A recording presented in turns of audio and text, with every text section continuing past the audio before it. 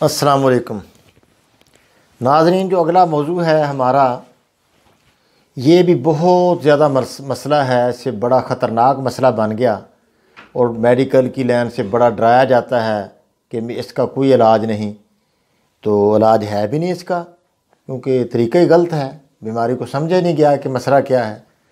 تو یہ بھی بہت ہی قانون مفرد انداز میں اس کی روشنی ہے اور آسان ہے، 5 دن میں انشاءاللہ یہ مسئلہ حل ہو جاتا ہے، اور زیادہ سے زیادہ 15 دن یہ دوائی آپ کھائیں، یقیناً انشاءاللہ حل ہو کے رہے گا۔ ریلیف تو پہلے دن آپ کو انشاءاللہ مل جائے گا اس کا۔ دیکھو، یہ السر بھی اس کو کہتے ہیں، معدے کا زخم بھی کہتے ہیں، پیپٹک السر یعنی معدے کے دونوں طرف زخم سوراخ ہو جانا، یہ پیپٹک السر ہے۔ ڈبل السر جس کو بھی کہتے ہیں کہ یہ ہو گیا۔ تو یہ سارا معدے کے اندر جب بھی زخم ہوں گے تو اس کے پیچھے تحریک ہوگی خشک گرم، یعنی تیزاب جو ہے مستقل تیزاب رہ کے وہاں زیادہ تیزاب رہ کے اس نے زخم کر دیے۔ حتیٰ کہ پھیپھڑوں کے اندر بھی زخم جو ہوتے ہیں، ٹی بی کے سے زخم ہوتے ہیں، وہ بھی اپنا خشکی گرمی ہے۔ زخم کسی طرح آنتوں میں زخم جس جگہ بھی ہوگا یہ تیزابی عمل ہے، تو اس کے لیے جگر کو تیز کرنا بہت ضروری ہے۔ وہ اس میں ہمارے بزرگ دیتے ہیں 4 ملین۔ 4 ملین کیا ہے؟ وہ پہلے جو میں نے بتایا آپ کو کہ 4 ملین ہے، یعنی یہ آپ نہ سمجھیں کہ ہر بیماری کا تھوڑا تھوڑا مختصری وہی علاج بتایا جاتا ہے۔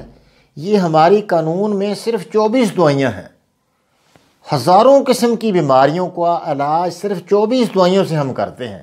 یہ فارماکوپیا کے اندر لکھی ہوئی ہیں، صابر ملتانی رحمۃ اللہ علیہ نے، یہ کوئی اپنی طرف سے نہیں ہم بتا رہے، یہ رہنمائی بزرگوں نے کی طرف سے ہمیں ملی ہے، اور یہ یقینی ہے، کوئی غیر یقینی نہیں ہے یہ۔ تو اس میں آپ یہ کریں کہ 4 ملین کیا ہے؟ اجوین 1 تولہ، سرخ رائی 1 تولہ، تیز پات 1 تولہ اور گندک آملہ سار 3 تولے، یہ ساری بریک کر کے آدھا آدھا چمچ شروع کریں۔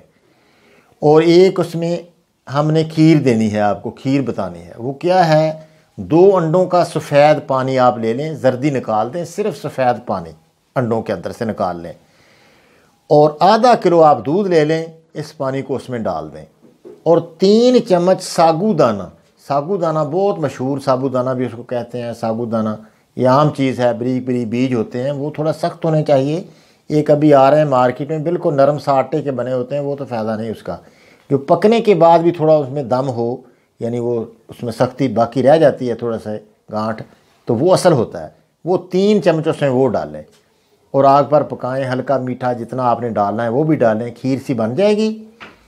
2 انڈوں کی سفیدی، 3 چمچ ساگو دانہ، 3 چمچ، آدھا کلو دودھ، مناسب میٹھا ڈال کر آگ پر رکھیں، کھیر بن جائے گی۔ رات کو بنائیں، صبح کھا لیں۔ یہ پہلے دن ہی آپ کی تکلیف انشاءاللہ سوزش، یہ دافع سوزش اس کو کسٹرڈ کہتے ہیں، سوزش اتارنے والا، جسم کے کسی جگہ جب زبان کا رنگ سرخ ہوگا تو اس کے نیچے ایک سوزش بھی ہوگی، تو یہ تیزی سے سوزش اتارنے والا کسٹرڈ ہم نے آپ کو بتایا۔ یہ رات کو بنانا ہے، صبح کھانا ہے۔ یہ انشاءاللہ 5 دن آپ کھا لیں، 5 دن سے زیادہ کھانے کی ضرورت نہیں ہے، وہ آپ کے سوراخ وغیرہ معدے سے بند ہو جائیں گے، سوزش ختم ہو جائے گی۔ وہ ایک طرح جس طرح یہ میڈیکل والے بھی الکلائن دے دیتے ہیں تیزاب کے اوپر، یہ ایک طرح الکلی ہے، یہ بھی دودھ ہوتا ہی الکلی ہے، تیزاب نہیں ہوتا، تو یہ الکلائن سے فوری ریلیف ہو جاتا ہے۔ پھر جو آپ کو 4 ملین بتایا ہے وہ مستقل زخموں سے ٹھیک ہو جائیں گے، جگر کے اندر طاقت آ جائے گی، جگر پورا اپنے کام پر آ جائے گا۔ وہ جب جگر جو پتے کے اندر پانی ڈالتا ہے وہ اپنا اس سے سارے جسم کے اندر ایک تعدیر ہو جائے گی، اعتدال آ جائے گا، پھر دوبارہ انشاءاللہ زخم نہیں ہوگا۔ تو سبزیاں اس میں کیسی کھانی ہے؟ مولی، گاجر، شلجم، یہ 4 سبزیاں آپ لے لیں، مولی، گاجر، شلجم اور کدو نہ ملے تو کوئی اور چیز ٹھنڈی سبزی اس میں ڈال لیں۔ دال ماش بھی ڈال سکتے ہیں، دال مونگ بھی ڈال سکتے ہیں، مونگ تو بہت ہی بہتر ہے، مونگ اس میں ڈال لیں۔ تو اچھی طرح اس کو بنا کے کالی مرچ سے تیار کریں، کوکنگ آئل ڈالیں، اس میں ہلکا نمک ڈالیں، تو چمچیوں کے ساتھ یہ کھائیں، اس سے بھی معدے کے زخم ٹھیک ہو جاتے ہیں۔ خوراک کی تبدیلی اصل چیز ہے، خوراک جب تبدیل کر دی جائے، تیزابی خوراک بالکل نہ کھائیں۔ یہ پیپسی، کوکا کولا، مرنڈا جو ہے، یہ 3 طرح کے تیزابوں سے اس کے اوپر آپ پڑھ لیں 3 طرح کے تیزاب ہوتے ہیں اس میں، تو تیزابی کسی طرح بھی یہ پینا جائز نہیں جو جس کے معدے کے اندر السر ہے۔ تو کھٹی لسی، دہی، اچار وغیرہ بالکل نہ کھائے۔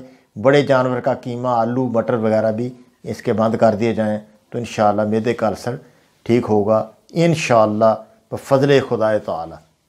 السلام علیکم ورحمۃ اللہ۔